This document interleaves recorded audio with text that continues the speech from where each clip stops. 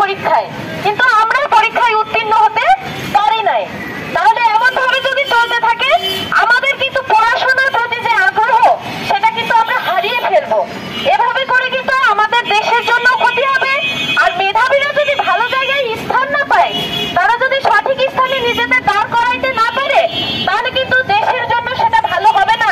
কারণ প্রশ্ন বাতিলের জন্য মানববন্ধন করতেছি।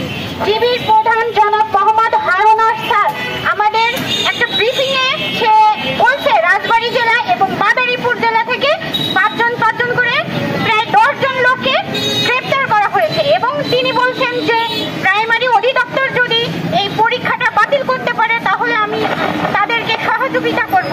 তাহলে এত বড় প্রমাণ আমরা হাতে যেহেতু পেয়েছি, কেন এই পরীক্ষা বাতিল হবে না? এই বাতিলের জন্য আমরা সবাই মিলে মানববন্ধনের দাবিতে